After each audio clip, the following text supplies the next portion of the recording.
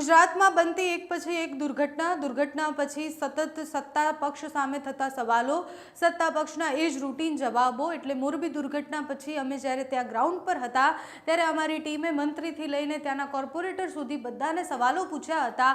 એ સવાલોના અંતે જવાબો કશા જ ન મળ્યા. તપાસ કરીશું, રિપોર્ટ બનાવીશું અને જવાબદારો સામે કાર્યવાહી કરીશું. આ 3-4 લાઈન એ ફિક્સ હોય છે. કોઈ પણ નેતાને તમે કોઈ પણ દુર્ઘટના માટે કંઈ પણ પૂછો એટલે આ જવાબ એમને રિપીટ હોય છે.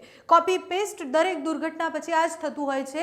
આજે પણ જે ગંભીરા બ્રિજની દુર્ઘટના બની એના પછી સવાલો થયા, મંત્રીઓને સવાલ કરવામાં આવ્યા, સાંસદને સવાલ કરવામાં આવ્યા, સીએમ સિક્કા બધાએ આ જ જવાબ આપ્યા કે અમે જવાબદારો સામે કાર્યવાહી કરીશું. અત્યારે તપાસના આદેશ આપી દીધા છે. એ તપાસના રિપોર્ટ જ્યારે આવશે ત્યારે આવશે, પણ મંત્રીઓના જવાબો કોઈના ગળે નથી ઉતરતા.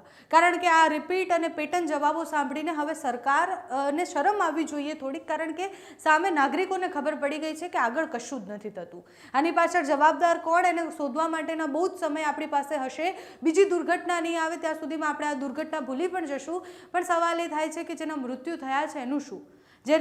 જે માએ પોતાના દીકરાને ત્યાં ડૂબતા જોયું છે, કે જે એવું કહી રહી છે કે મારા ધણીને અને મારા દીકરાને બચાવો, એને જવાબ કોણ આપશે? આ સત્તાને ક્યારે પણ રાત્રે ઊંઘ આવતા પહેલાં એ વિચાર આવશે કે આટલી બધી દુર્ઘટનાઓ અમારા માથે, આટલી બધી દુર્ઘટનાઓ થઈ, એના જવાબો અમે ક્યારેય નાગરિકોને આપી શક્યા છીએ? અમે માત્ર 4 લાખ રૂપિયા અને પોતાની સંવેદનાઓ બતાવી છે. અમે માત્ર અમને દુઃખ છે એવું કહી દીધું છે, પણ એ દુઃખ વ્યક્ત કરવાથી કશું જ થવાનું છે? સીએમ એક ટ્વીટ કરી દે, હર્ષ સંઘવી એવું કહી દે કે જવાબદારો સામે પગલાં લઈશું, કાં તો પછી બીજા મંત્રીઓ આવી અને સાંસદો આવીને એવું કહી દે કે અમને દુઃખ છે. એ દુઃખ વ્યક્ત કરવાથી શું થશે? દુઃખ તો અમને પણ છે, પણ અમે સત્તામાં નથી બેઠા. દુઃખ વ્યક્ત કરવાથી કશું જ નથી થતું. અત્યારે જવાબ આપવાનો સમય છે, જવાબદારી પોતાના માથે લેવાનો સમય છે અને જવાબદારો ખરેખર કોણ છે શોધવાનો સમય છે.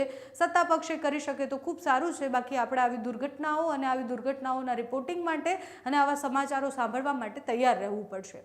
અત્યારે ગૃહમંત્રી હર્ષ સંઘવીની પ્રતિક્રિયા આવી છે. હર્ષભાઈ સંઘવીએ કહ્યું છે કે જવાબદારો સામે પગલાં લઈશું. હવે જવાબદારો સામે પગલાં ક્યારે લેવાય છે તો સમય બતાવશે, પણ એ શું કહી રહ્યા છે, દુર્ઘટના બાદની એમની પ્રતિક્રિયા શું છે તે સાંભળો.